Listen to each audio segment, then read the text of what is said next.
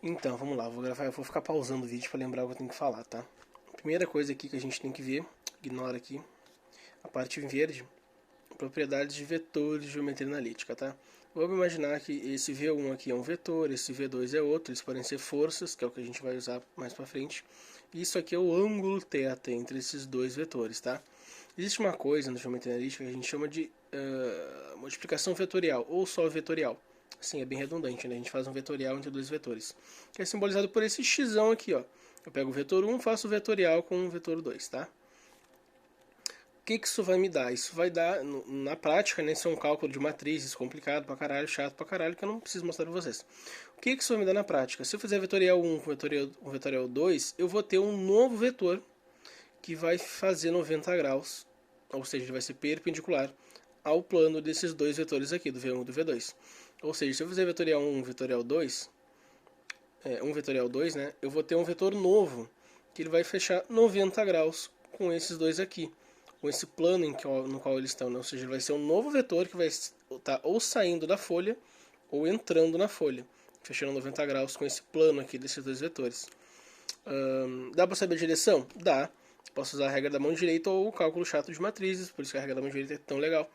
Ó, se eu for fazer vetorial 1, 1 vetorial 2, né? Eu vou pegar a minha mão direita, vou preparar ela aqui, né? Meu instrumento. E eu vou arrastar os meus dedos do 1 em direção ao 2, ó. Então eu vou fazer esse movimento, meu dedão tá para baixo. Esse novo vetor que eu vou formar, que vai ter 90 graus com esse plano da folha, vai estar entrando na folha, tá?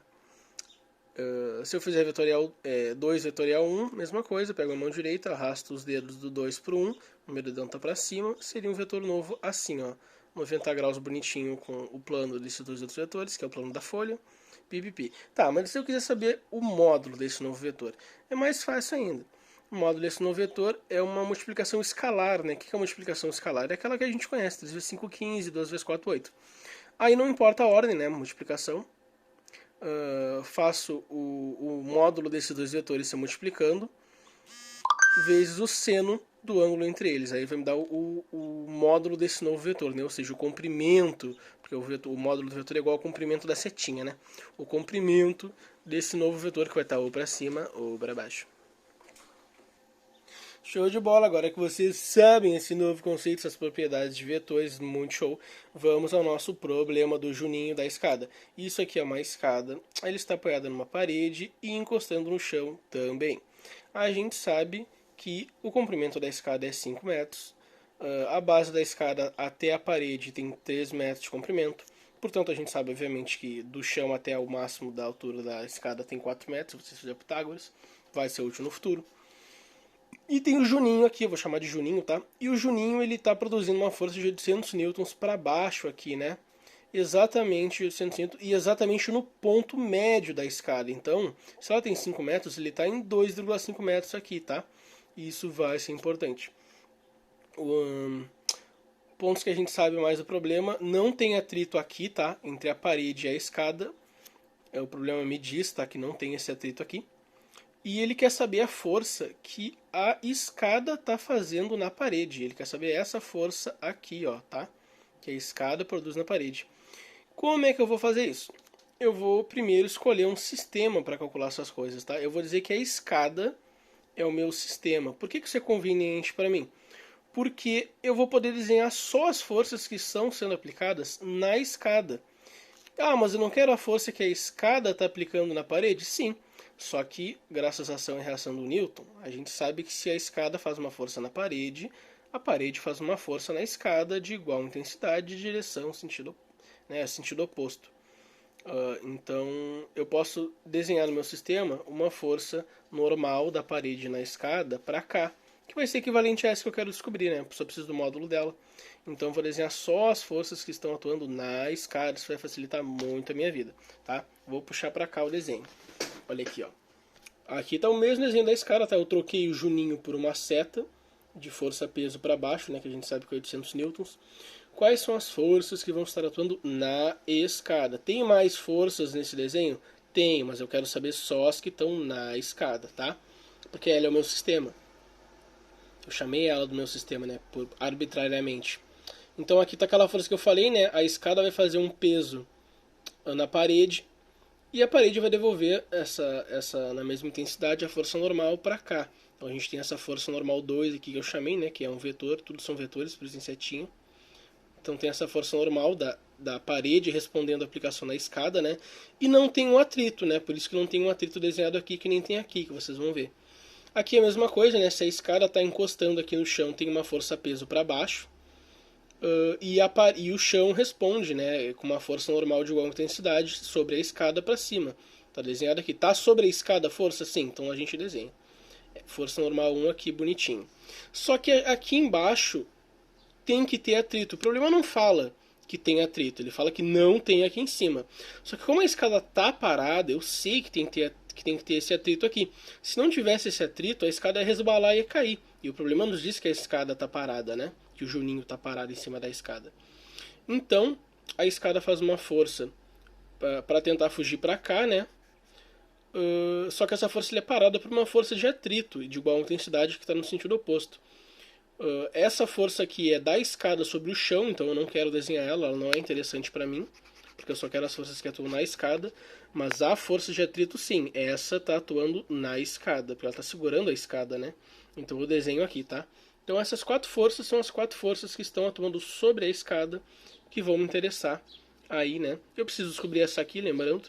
Eu tenho como descobrir essa aqui, porque eu sei que esse sistema que é a escada, que ele está em equilíbrio, né? O problema me diz que ele está em equilíbrio.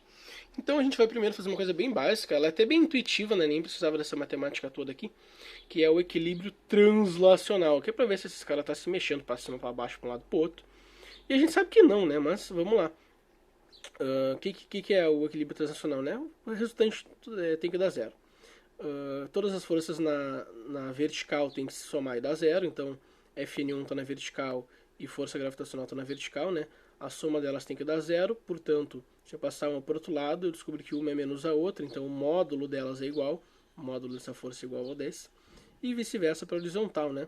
Essa força mais essa tem que dar zero, passa para o outro lado, menos, a gente sabe que o módulo delas também é igual, né? O módulo dessa força de atrito é igual ao módulo dessa força que eu quero descobrir aqui. Show de bola. Isso é quase inútil, tá? A gente só praticamente não vai usar isso aqui.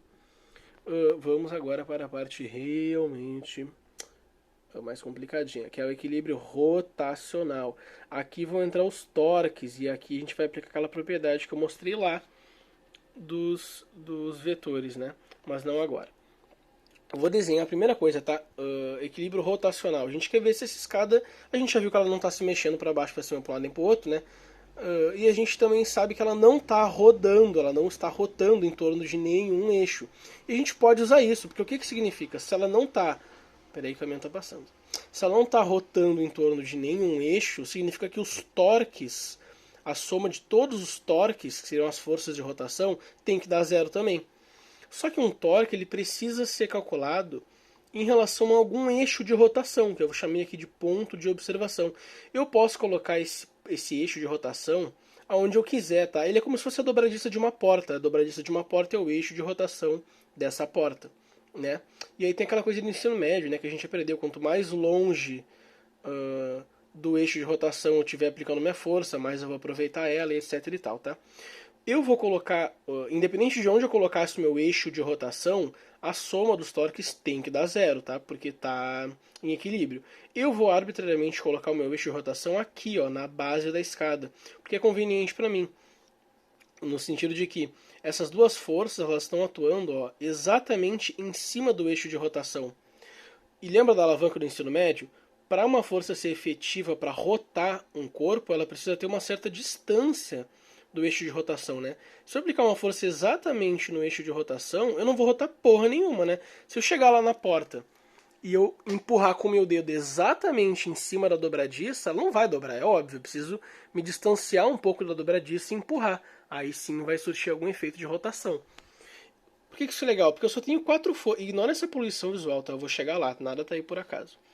Mas assim, eu só tenho 4 forças: Fn1, a de atrito, a peso e a Fn2, né? A normal 1 e a normal 2.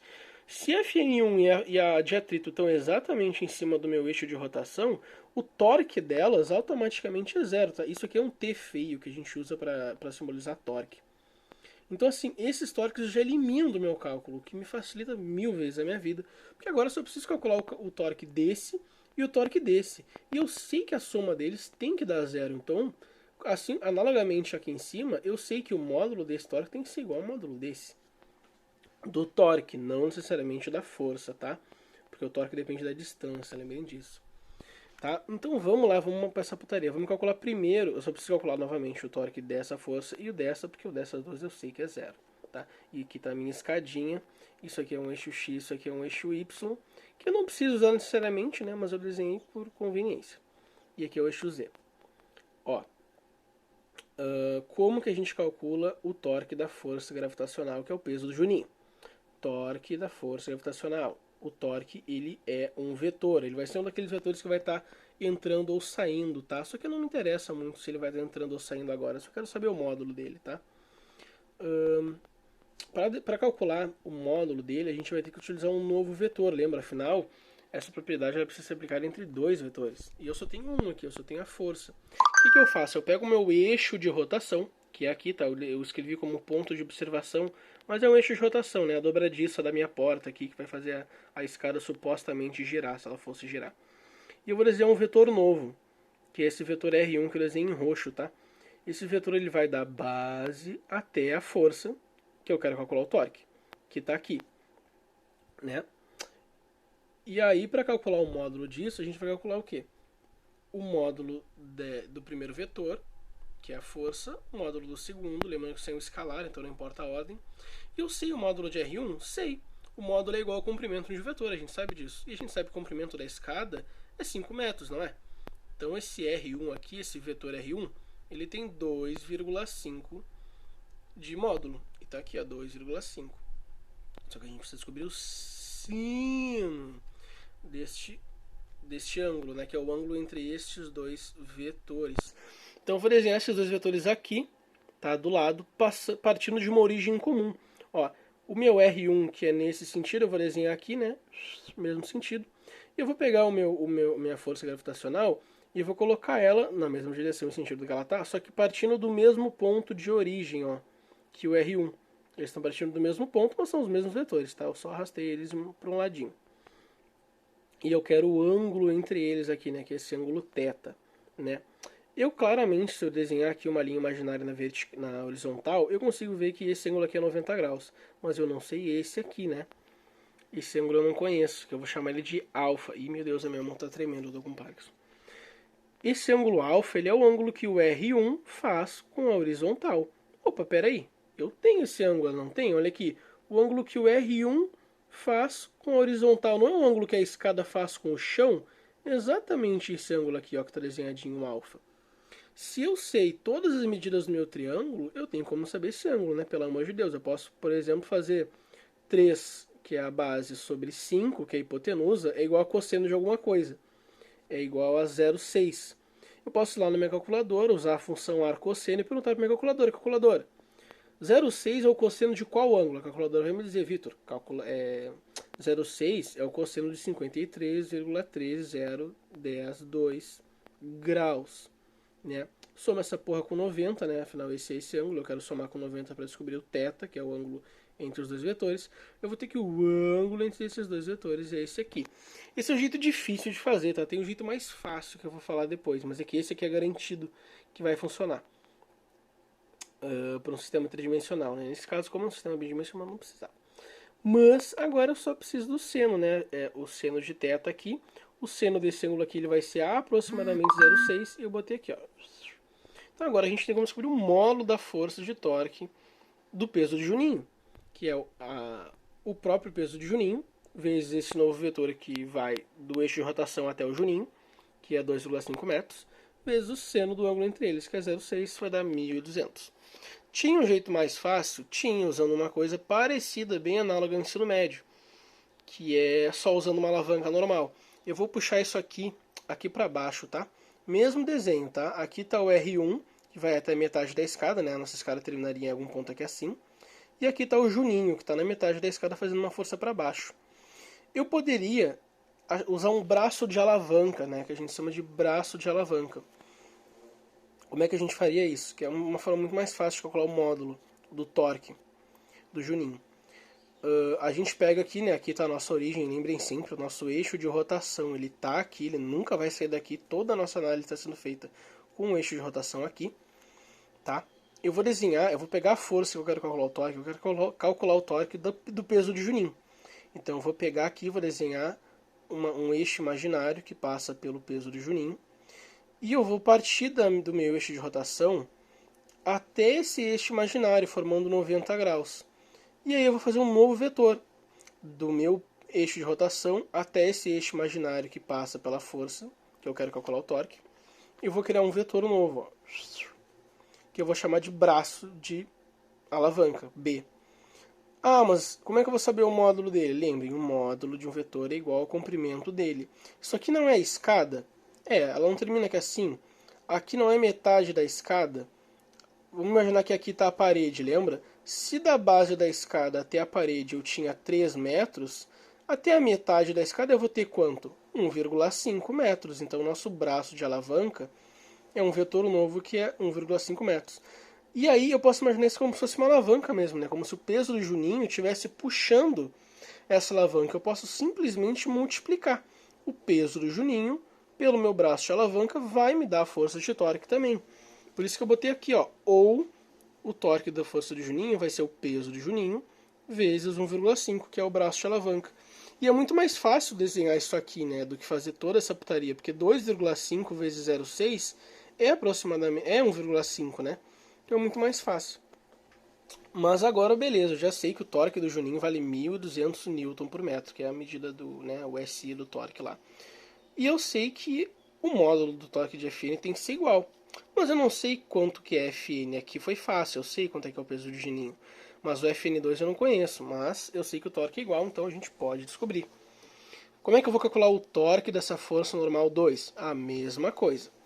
Torque da força normal 2. Eu vou pegar lá do meu eixo de rotação, vou desenhar um novo vetor que vai ir do eixo de rotação até a força que eu quero calcular o torque. Esse novo vetor aqui eu desenhei em rosa, eu chamei ele de R2, tá? E a gente vai fazer a mesma coisa.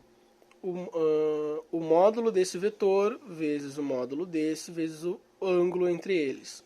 Quanto é que é o módulo desse vetor rosa aqui? O módulo de um vetor é igual ao comprimento dele. Se ele vai do início ao fim da escada, e a escada tem 5 metros, o módulo de R2 é 5, né? E tá aqui, ó. O módulo de R2 é 5. O Fn2 eu não conheço, né? Eu não sei o módulo de Fn2, então eu estou representando ele como Fn2. E eu preciso fazer um vezes o outro vezes o cosseno do ângulo entre eles. Novamente, a gente pode fazer das duas formas, o braço de alavanca ou realmente achando o ângulo. Eu vou fazer das duas, tá? Primeiro aqui em cima, tá? Eu trouxe as forças para cá, ó. Eu vou fazer uma nova origem aqui, tá? Porque elas têm que partir da mesma origem, porque eu quero saber o ângulo entre esses dois vetores. Aqui está o meu R2, na mesma direção e sentido que ele estava.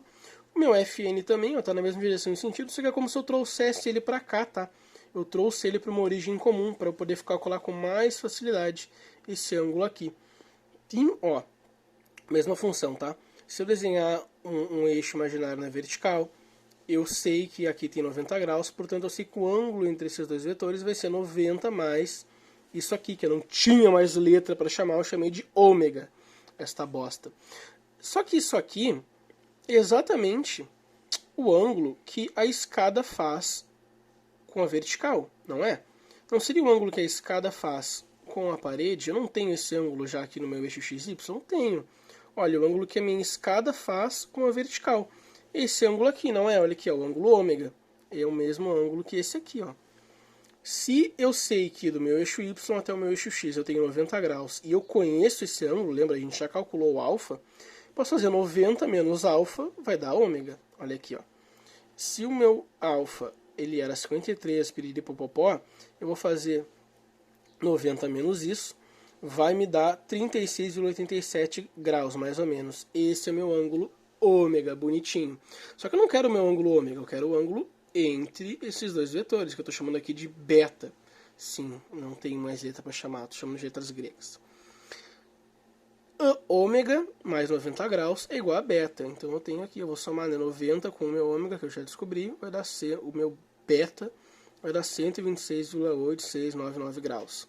Então agora sim eu tenho esse vetor, esse, quer dizer, eu não tenho esse vetor ainda, né, mas eu vou representar ele por Fn2, e eu tenho um ângulo entre eles, então eu posso colocar aqui, ó, Fn2, que eu não conheço ainda, que é o que eu quero descobrir, vezes o vetor rosa, que é o comprimento da escada 5, vezes o seno do ângulo entre eles, que é o seno desse ângulo aqui, que é 0,8 aproximadamente, tá? Vai dar 0,79, piripi, aproximadamente 0,8. Nossa, mas como é que a gente faria com o braço de alavanca, que é 1000 vezes mais fácil? Vocês já deveriam saber que o braço de alavanca vai valer 4, né? Porque vai ser 5 vezes 0,8. E eu desenhei isso aqui, ó, o nosso braço de alavanca. Notem que é a mesma coisa, tá? Ó, é o meu vetor rosa com o meu vetor verde, tá? Partindo do mesmo, tipo, e é o mesmo desenho, tá? Inclusive, ó, a minha escada ela estaria aqui, aqui estaria a força normal, tá? Aqui estaria a minha parede e aqui estaria o meu chão, tá? Só que lembra como é que a gente acha o braço de alavanca, esse vetor novo, que é muito mais fácil, porque eu posso só multiplicar ele pela minha força e descobrir o torque? Ó, lembra que a gente faz? Pega a força que a gente quer descobrir o torque, linha imaginária na mesma direção dessa força. Depois, pega lá a nossa origem e caminha em direção a essa linha imaginária, até formar um ângulo de 90 graus com ela. Estou caminhando em direção à minha linha imaginária. Opa, encostei nela. Fechou 90 graus? Fechou. Então, nosso vetor termina aqui. Ele vai daqui até aqui. E ele é o B2. Como é que a gente sabe o módulo de B2? Ué, se aqui está a minha escada, aqui está o meu chão, aqui estaria a minha parede, né? Esse vetor teria o mesmo comprimento da minha parede. Vocês lembram que a escada vale 5, aqui no chão vale 3? Então o comprimento da parede fazendo Pitágoras é 4, né? Então esse braço de alavanca aqui, que eu vou chamar de B2, o meu segundo braço de alavanca que eu estou usando no problema, ele vale 4. Então eu poderia simplesmente multiplicar aqui Fn2 por 4, e ele seria igual ao torque de Fn2. Tá? Então a gente tem essas duas formas de descobrir o torque das forças, usando o braço de alavanca ou usando o ângulo entre o novo vetor que eu crio e essa força. Tá? Agora a gente sabe que o torque do peso de Juninho e o torque da força normal 2 tem que ser igual, né? A gente sabe disso. Então eu vou desenhar aqui, tá? Eu vou botar, ó, que o torque do peso de Juninho mais o torque de Fn2 é igual a zero, portanto um é igual ao outro. Quanto é que é o torque do peso de Juninho? É 1200, não é? Tá aqui, ó, 1200. Igual a, quanto é que é o torque da Fn2? Vai ser Fn2 vezes 5 vezes 0,8 ou Fn2 vezes 4. Tá aqui, ó. Fn2 vezes 4 é igual a 1200, que é o torque do peso de Juninho. Se eu tenho um torque igual ao outro e eu quero descobrir essa força, eu posso só passar esse 4 para o outro lado. 1200 divididos por 4 vai dar 300. Finalmente, agora a gente descobriu que o módulo da força normal 2 é 300 N. O torque dela não. O torque dela tem que ser igual ao torque do Juninho. O torque que ela produz na escada, observando desse eixo de rotação, é 1200. Né? Ela vai produzir 1200 N de força para rotacionar esse corpo nesse sentido anti-horário, assim como o Juninho vai produzir nesse sentido horário. Mas o módulo dela em si é 300. Tá feito aí, esse vídeo ficou comprido para cacete, mas foi a melhor forma que eu consegui encontrar de explicar para vocês. Tá? Então a gente fez o equilíbrio translacional, que é para saber se essa escada não se mexeria para nenhum lado. A gente fez o equilíbrio rotacional, para saber se essa escada não rotacionaria em torno de nenhum eixo. Eu sei que não, porque o problema me diz. Eu posso escolher o eixo de rotação que eu quiser. Eu escolhi esse aqui, porque ele me facilita zerando esses dois torques, tá? Ah, mas e como é que seria essa força torque? Só por título de curiosidade. A força torque do Juninho, ela seria uma força torque que estaria no sentido horário. Então ela seria assim. E ela seria uma força torque que estaria no eixo de rotação sempre, entrando na folha. A força torque de Fn2, ela estaria rotacionando no sentido anti-horário, né? Rotacionando da escada para cá. Então ela está descendo para cima. Então a força torque de Fn2, ela está no mesmo lugar no eixo de rotação que a força torque do Juninho, só que ela está para cima, por isso que elas se cancelam. Por isso que a escada não rotaciona. Lembrando que não é porque a força torque está para cima que ela vai jogar a escada para cima. A força tórica estando para cima significa que ela vai estar nessa direção, girando em torno desse sentido, desse eixo, tá? A força tórica ela não joga as coisas para o sentido em que ela tá, ela gira em torno desse sentido. Por isso que ela sai ou entra da folha. E é isso. Qualquer dúvida, tamo aí. Espero que tenha ficado fácil de entender.